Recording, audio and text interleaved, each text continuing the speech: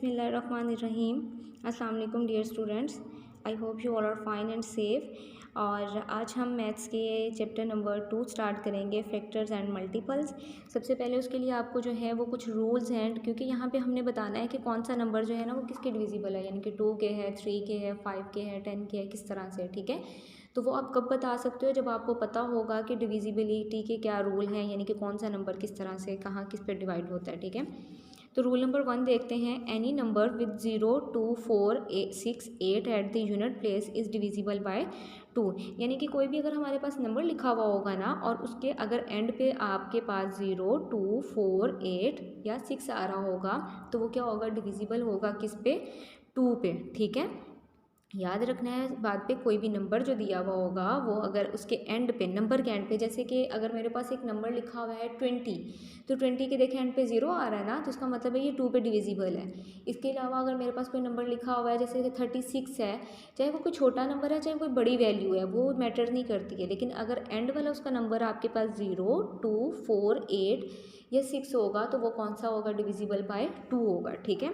And second rule में क्या है कि if the digits of the any number add up of the number which is divisible by 3, यानी कि अगर हमारे पास कोई नंबर गिवन है, अगर हम उस जो भी नंबर है उसको हम कर देते हैं, जैसे कि मेरे पास 36 ही चले हम ले लेते हैं, तो 36 को अब मैं 3 और 6 को प्लस करती हूँ तो क्या आता है, 9 आता है ना। तो 9 भी देखें क्या है, डिविजिबल है 3 का ना, 3 3 सा 9 होता है, 3 के टेबल में 9 आता है ना।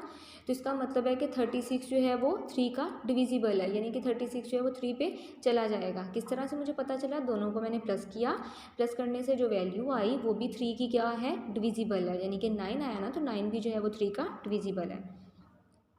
अच्छा जी, अगले रूल नंबर 3 में आते हैं। एनी नंबर विद 0 और 5 at the unit place is divisible bye 5, यानी कि अगर कोई नंबर हमारे पास लिखा हुआ है और उसके एंड पे 5 आ जाता है, जैसे कि 45 एक नंबर है, तो 45 के एंड पे देखिए 5 आ रहा है ना, तो वो इसका मतलब है वो क्या होगा, डिविजिबल बाय 5 होगा। इसी तरह से अगर 40 है तो 40 भी डिविजिबल 5 है, क्योंकि उसके एंड पे 0 आ रहा है। अच्छा, 0 जब आएगा वो आपके पास 2 पे भी डिवाइड हो सकता है, 5 पे भी हो सकता है और 10 पे भी हो सकता है, ठीक है। तो जो भी हमारी रिक्वायरमेंट हो उसके अकॉर्डिंगली हम उसको फिर देख लेते हैं।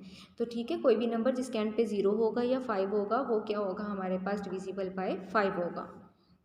And rule number 4 is any number with 0 at the unit place is divisible by 10। ये भी मैं आपको बात बता दी कि अगर कोई भी नंबर जिसके एंड पे 0 होगा वो डिविजिबल बाय क्या होगा, 10 होगा, ठीक है। तो क्वेश्चन नंबर 4 की तरफ आते हैं। Which of the following numbers are divisible by 2। हमने बताना है कि इनमें से कौन से नंबर, यानी कि जो क्वेश्चन गिवन है इसमें से कौन से नंबर जो हैं वो डिविजिबल बाय 2 है, यानी कि 2 को डिवाइड करते हैं। तो सबसे पहले देखिएगा 200 के देखें एंड पे 0 आ रहा है, इसका मतलब है 2 को डिवाइड करेगा।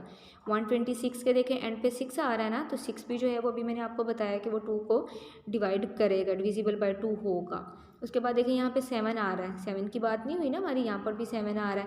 अब 4 आ रहा है तो 4 भी जो है वो डिविजिबल बाय 2 होगा। यहाँ पे 2 आ रहा है, इसका मतलब है ये भी डिविजिबल बाय 2 होगा। सिर्फ आपने लास्ट नंबर को देखना है, अगर वो 0, 2, 4, 8 और 6 होंगे तो इसका मतलब है वो 2 को डिवाइड करेंगे, वो डिविजिबल बाय 2 होंगे, ठीक है। उसके बाद क्वेश्चन नंबर 5 पे आते हैं।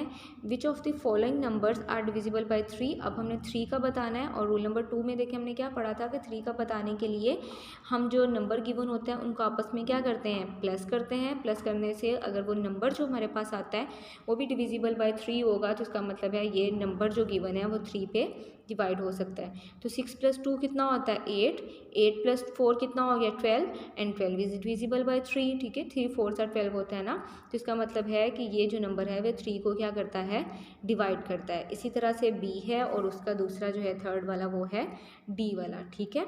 इस तरह से आपने इनको प्लस करके देख लेना है। क्वेश्चन नंबर 6 पे आते हैं।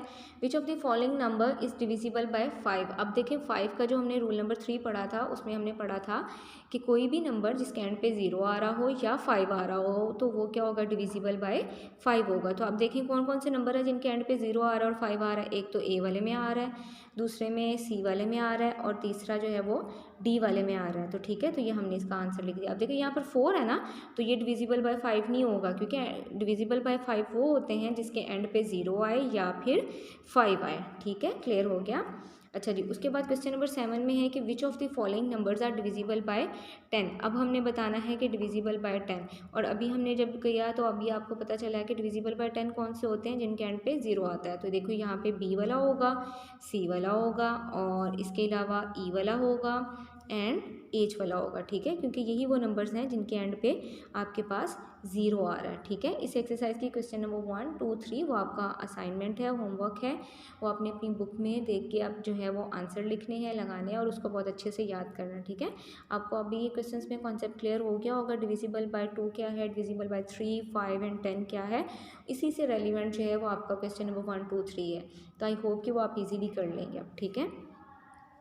अच्छा जी, नेक्स्ट जो है हमारा टॉपिक वो है प्राइम नंबर्स और कंपोजिट नंबर। तो सबसे पहले यू शुड नो कि प्राइम नंबर्स कौन से होते हैं। A number has only 2 factors, यानी कि एक नंबर जिसके सिर्फ 2 फैक्टर होंगे, that is 1 and 1 number is itself, यानी कि एक तो 1 होगा, दूसरा वो अपना फैक्टर खुद ही होगा, यानी कि जैसे 2 है तो देखो 1 तो एक ऐसा है कि हर जो नंबर है वो 1 के टेबल पे आता है, ऐसा ही होता है ना।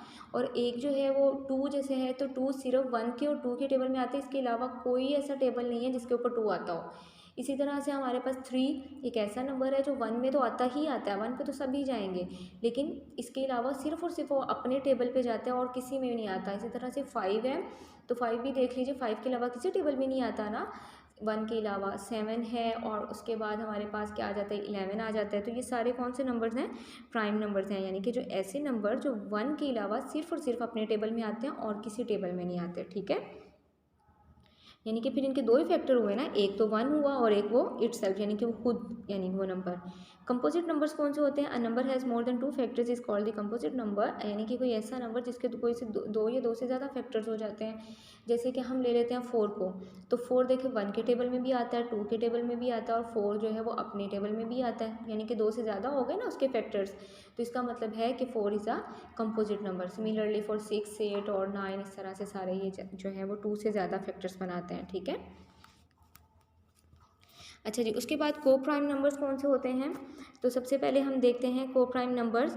Now look at this pair of the number 2 and 3, what are the factors of this pair, यानी कि इनके हम पहले देखते हैं कि फैक्टर्स ऑफ 2 कौन से हैं, 1, 2, और फैक्टर ऑफ 3 कौन से हैं, 1, 3।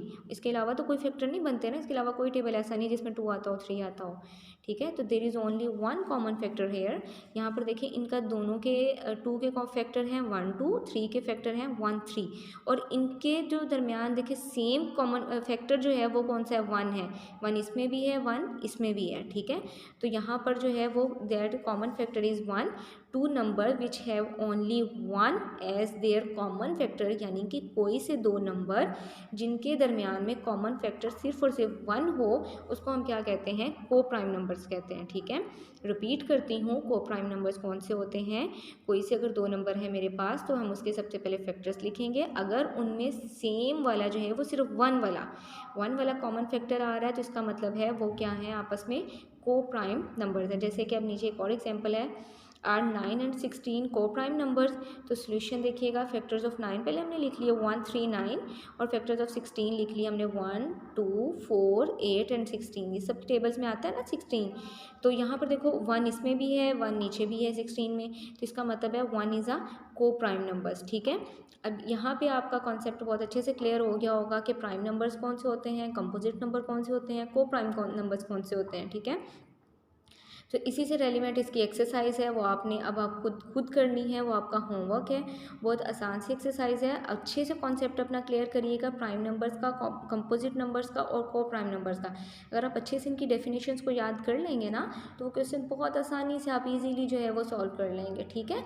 एंड अपना बहुत ज़्यादा ख्याल रखिएगा, बहुत अच्छा पढ़िएगा, and thank you for watching. अल्लाह हाफिज़।